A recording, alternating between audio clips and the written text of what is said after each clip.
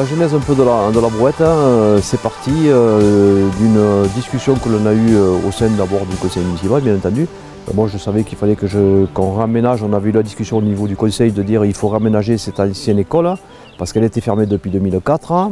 Ça a été acté en conseil municipal et puis après on a vu les techniciens de la CCPO, ils m'ont aidé à monter le dossier pour les financements, région. État, là, sur ce département-là, enveloppe parlementaire du sénateur, contrepartie européenne, voilà, sur des fonds leaders. J'ai que 20 centimes. Okay. Et c'est une sans contact ou pas Je l'ai enlevée, donc il faut la mettre. Donc là, tu mets ta carte. Et alors concrètement, ce sont les producteurs qui réalisent les permanences d'ouverture, donc eux-mêmes. Donc c'est une association, il n'y a pas de salariés, vraiment. Tout est basé sur l'implication de chaque producteur au sein de l'association et pour donc l'ouverture du magasin. Voilà, on est entre 8 et 10 producteurs à assurer les permanences pour le moment. On est là une fois par semaine quasiment, voilà. Et le but du jeu, c'est plus il y a de producteurs qui s'impliquent niveau temps, moins finalement chacun sera présent et ce sera moins lourd pour chacun, quoi.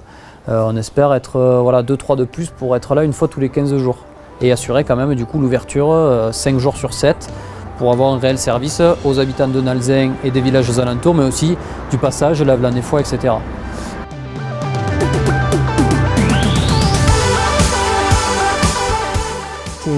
C'est mon truc aussi, circuit court, vente directe, vente aux consommateurs, pouvoir parler avec le client, justement, expliquer ma démarche, expliquer mon travail. C'est aussi un moyen de pouvoir faire travailler les producteurs à moindre coût et de pouvoir les... Oui, c'est ça, c'est les aider aussi à vendre leurs produits le plus facilement possible et au biais de l'association, quoi. Parce que je travaille déjà sur les marchés et tout ça, donc j'ai une habitude à être avec le contact avec le client et de pouvoir communiquer avec eux et d'expliquer notre travail et les différentes bio, pas bio, traditionnelles, pas traditionnelles. Et circuit court, travailler dans le coin, surtout des gens du coin, quoi. Travailler avec les gens du coin. Là, la dame vient, elle dit mais pourquoi les pommes elles sont pas bio? Est-ce que vous pouvez parler des produits des autres en fait? Ah oui, on essaye au maximum à demander justement aux producteurs d'expliquer leurs produits avant de pouvoir les mettre en magasin, oui. Oui, comme Marie-Christine quand elle fait ses confitures ou Marina et Fabrice aussi, on sait comment ils travaillent, avec quels produits aussi ils travaillent. Oui, parce qu'il faut expliquer aux gens justement. À être là, il faut expliquer comment ça fonctionne. Mais le minimum possible. Alors moi je suis installée à Lavelanet, donc pas très loin d'ici, et donc je crée des confitures, hein, voilà, avec des fruits pour certains, en principe toujours régionaux, hein, quand je peux. Par exemple cet hiver, j'ai travaillé avec le kiwi de Saverdun. Quand je peux trouver des producteurs régionaux, je travaille avec leurs produits.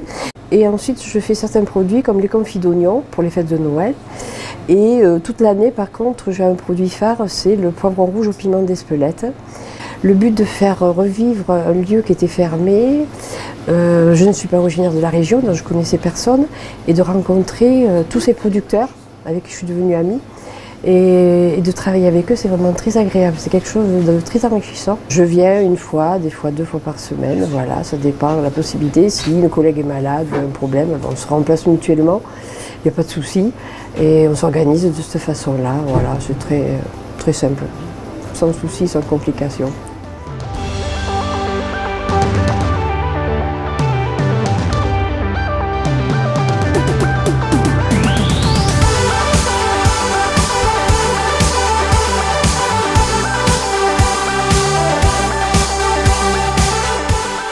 J'ai au début intégré la brouette en tant que productrice déposante, je déposais simplement.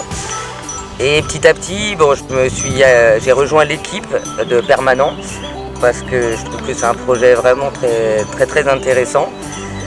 Ça me fait du bien aussi d'y aller, de tenir ma permanence, de parler avec les clients, de sortir aussi du cadre de la ferme, c'est très important, d'être en relation avec les autres producteurs aussi, on en apprend beaucoup. Et plus on est nombreux, ça j'ai compris, moins de permanence il y a, ça allège le travail de tout le monde. Donc j'ai fini par intégrer totalement l'association de la Brouette. Je suis impliquée assez facilement parce que j'étais intéressée par ce projet, par le côté social et la création justement de recréer une dynamique au sein d'un paysage, d'un village qui n'avait plus d'épicerie et n'avait plus de vie en tant que tel. Donc c'était recréer du lien social avec les personnes également, de pouvoir échanger aussi par rapport aux produits, comment on les travaille, de travailler ensemble aussi, parce que c'est une autre manière aussi de travailler, de se développer plutôt que de rester à deux à regarder comment on travaille et comment on peut se développer ensuite. C'est vrai que de pouvoir échanger avec des tierces personnes et d'avoir un regard aussi extérieur, ça peut être aussi intéressant.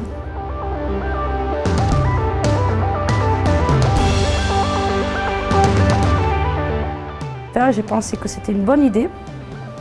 C'est vrai que déjà, il n'y en a pas.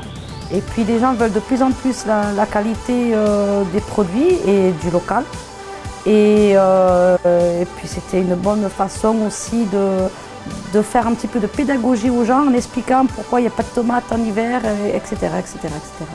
Et comme moi je fais que des anciennes variétés, ça rentrait totalement dans le contexte. Le fait que je fasse des permanences, cela aide aussi à faire valoir nos produits parce qu'on explique comment on travaille. On explique aussi les choix des variétés. Alors, je peux expliquer aux gens, moi-même, voilà, ça c'est mes produits, voilà ce qu'il y a en semence, c'est de saison et la façon dont je cultive, et voilà, ça rassure aussi les gens.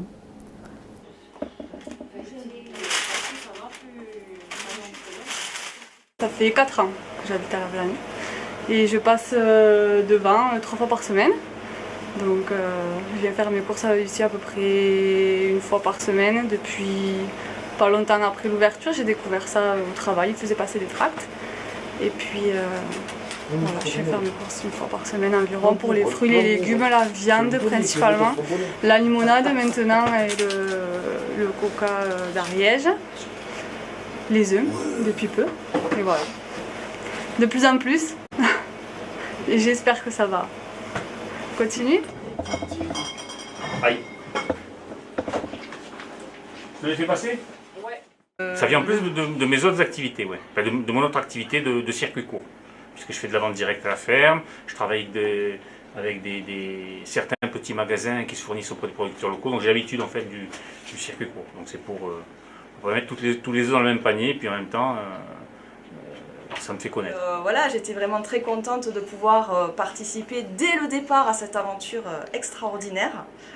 Voilà, une aventure de producteurs, pour les producteurs, mais aussi pour les clients, parce que ce sont vraiment des produits de belle qualité, d'Ariège, de chez nous, et il y a tout pour se faire plaisir.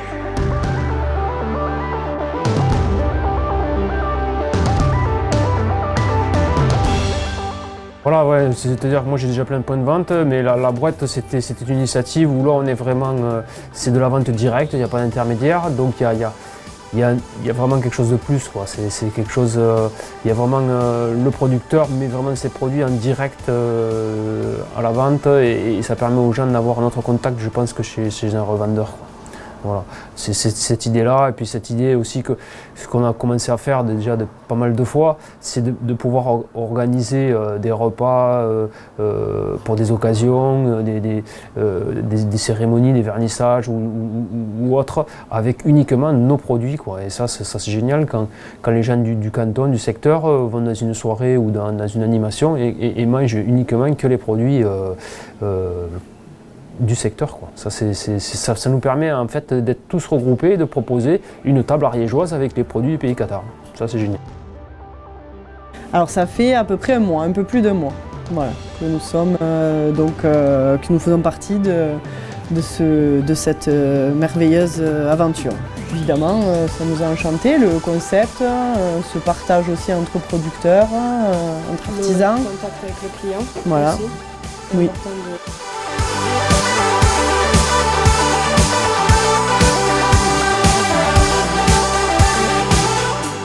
On y met beaucoup d'amour et de passion. Et la meilleure façon de valoriser nos produits, c'est quand même la vente directe. On est en en contact direct et on peut s'expliquer avec le consommateur, répondre à ses questions et peut-être parfois surtout remettre certaines idées préconçues, pas forcément vraies, dans leur contexte. Et par le biais de la vente directe, ça passait donc par les marchés et il y a eu cette formidable idée de brouette auquel j'ai tout de suite répondu OK dès les premières réunions. Et il s'avère qu'effectivement, c'est un produit, c'est pas un produit, mes produits sont très très bien valorisés à la brouette et ça rentre vraiment dans le contexte et dans le but de cette association et j'en suis ravie. Et j'espère pouvoir continuer à travailler avec la brouette encore pendant très longtemps. En fait, chaque producteur est toujours producteur et artisan, parce qu'il y a les deux, est toujours propriétaire de sa marchandise. Voilà, c'est de la vente directe. La brouette est un outil de dépôt-vente finalement pour pouvoir vendre la production de chaque producteur. Et en fonction du taux d'implication du producteur, c'est-à-dire s'il tient des permanences, il y a une commission à hauteur de 10%. Et si c'est du dépôt-vente, donc le producteur amène des produits mais ne participe pas à l'ouverture de magasin, il y a une commission à hauteur de 22%. Et cet argent-là, prélevé, sert à assurer le fonctionnement de l'association, de l'outil, si tu veux, du magasin. En calculant, on s'aperçoit que la brouette ponctionne, entre guillemets, en faisant la moyenne 15% du chiffre d'affaires réalisé sur le magasin. Donc les 85 autres %, on est assuré que ça va directement au producteur ou à l'artisan du coin, du Pays d'Olme et de Mirepoix. Pour moi, ça crée du lien social sur le village, de la vie sur le village. L'école, comme je l'avais dit lors de l'inauguration d'octobre, c'était un lieu de vie. C'était fermé depuis 2004, c'était plus ou moins mort. Voilà, là, ça redevient quelque part un lieu de vie aussi, Voilà, d'animation et de commerce. Il y a de l'économique derrière et c'est très intéressant. Voilà.